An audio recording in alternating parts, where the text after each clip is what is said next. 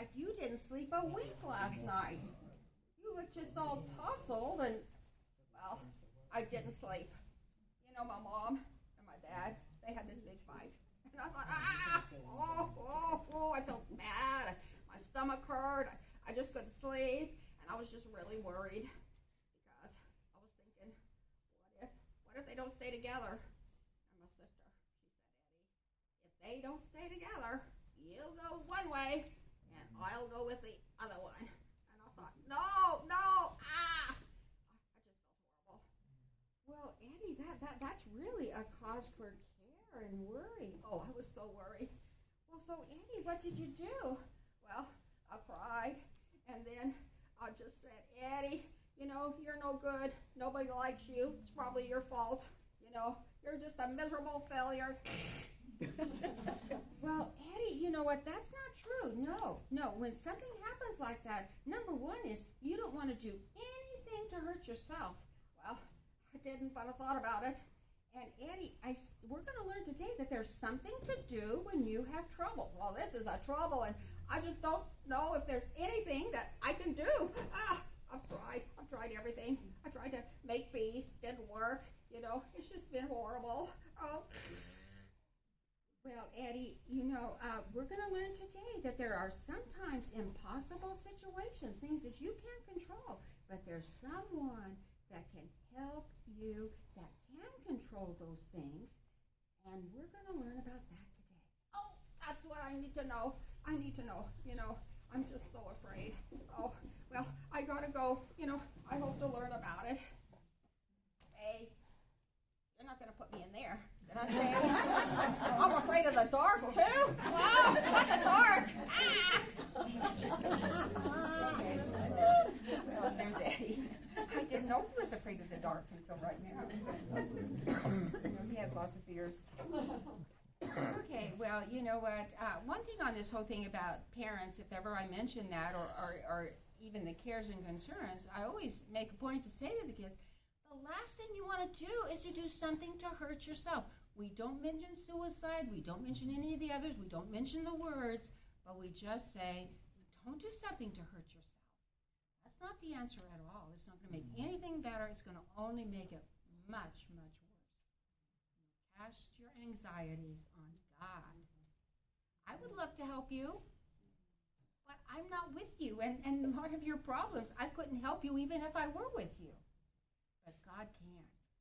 And we're going to learn that God, Peter, he gives you peace in the midst of the situation.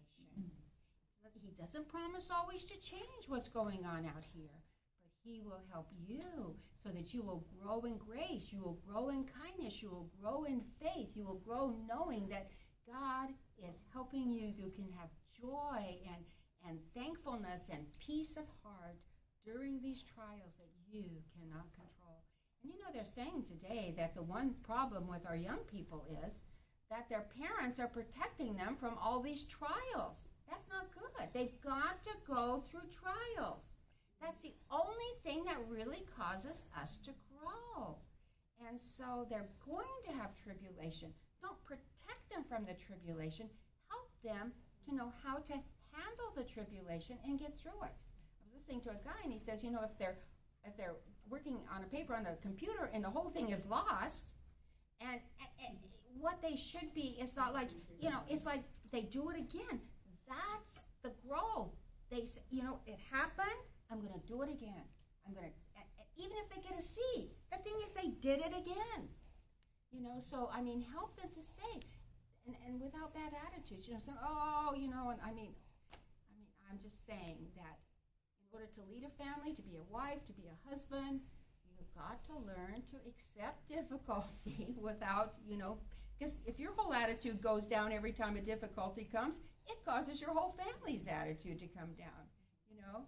And they do say that maturity, I always say there's, with my kids sometimes when something happens, I say, well, there's momentary disappointment, but maturity is how fast you can get over that momentary disappointment, how long it's going to last. The more mature you are, the shorter those momentary disappointments will last in your life with pouting and, you know, just being depressed and upset. And last week, or did you mention it in your video about when people laugh at you, how you need to respond? I don't remember if that was last week or in your video. Would you please tell me what I said? You said that if your friends are laughing at you, if people are you need to learn to laugh at yourself. That's right. That's really what you do. And I mean, thank you for saying that. And I do tell my kids that. Just laugh at yourself. If you laugh at yourself, everything's fine. Oh, yeah, that was kind of clumsy. Or, yeah, I really shouldn't have said it that way. Or, yeah, I did mispronounce that word. Or, whatever you happen to do. So anyway, guys, oh, yes, please, Cheryl. Question on the song that's the answers to prayer. Yeah. What is the title to look it up on here? It's not in any of our MP3. It's not in the MP3, but it's God Answers Prayer. Sometimes God, maybe sometimes God answers prayer. Isn't there a familiar tune? I've made it up, so I have a little sheet where you do it. But we don't have any left. Oh, we don't have any That's left? why we don't have it. Okay. Oh, yes, Ida, please come up. Oh, my gracious. I'm like, Deanna, I need a list.